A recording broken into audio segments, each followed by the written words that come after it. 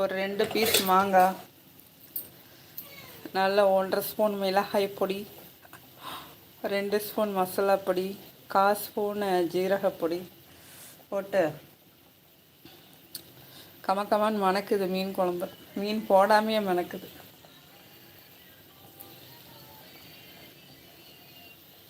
சரி, கொதிச்சிச்சா? போதுமா?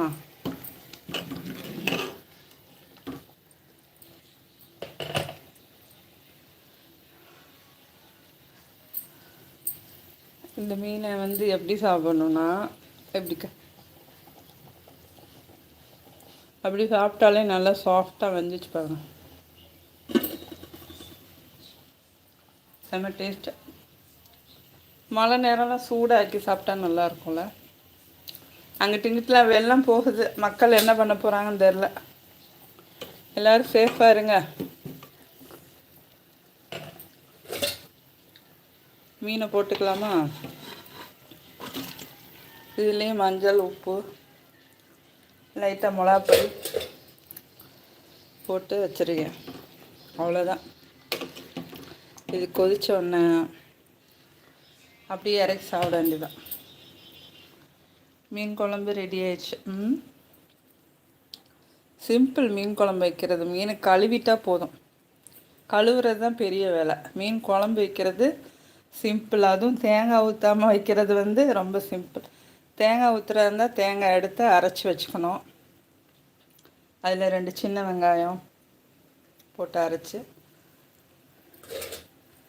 இதுதான் உண்மையான இப்படி தான் மீன் குழம்பு வச்சு சாப்பிட்ணும். ஆக்சுவலாக கேரளாவில் சில பேர் இப்படி தான் வைப்பாங்க. கடல் வாழ் மக்கள், மீனவர்கள்லாம் இப்படி தான் தேங்காய் ஊற்றாமல் வைப்பாங்க. சுடுதே.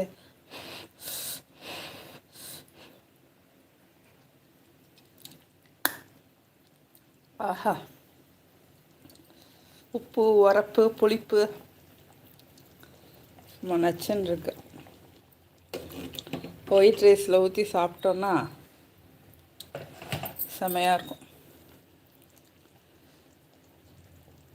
அவ்வளோதான்ப்பா, ஃபினிஷ்ட். இதில் கொஞ்சம் நம்ம மீன் இன்னும் ஒரு கொதியில் வெந்துடும்.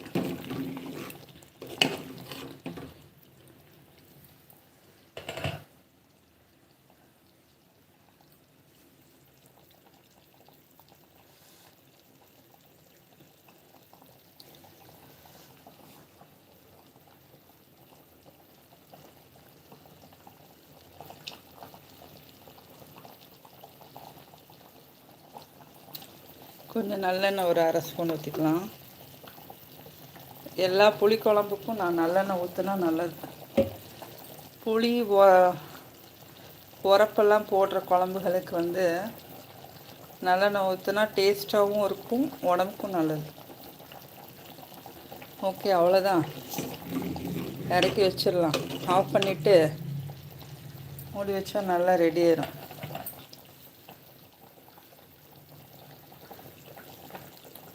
மீன் குழம்பு, மீன் வறுவல் எல்லாம் ரெடி ஆயிடுச்சு. வாங்க சாப்பிட்லாம். எல்லோரும் சாப்பிட்டு நல்லா ரெஸ்ட் எடுங்க. ஆஃப் பண்ணிடலாம். என்னடா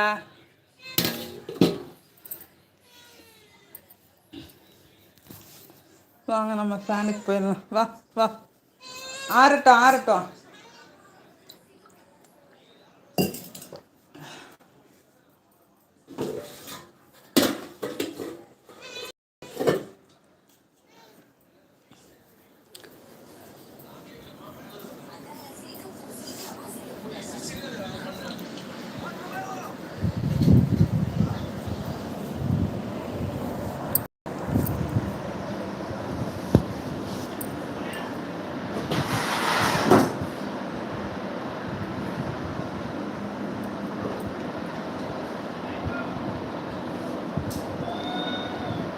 என்னடா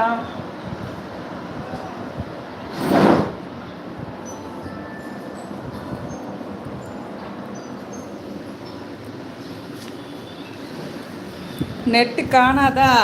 அவ்வளோதான், முடிஞ்சிச்சு. மீன் குழம்பு வச்சாச்சு.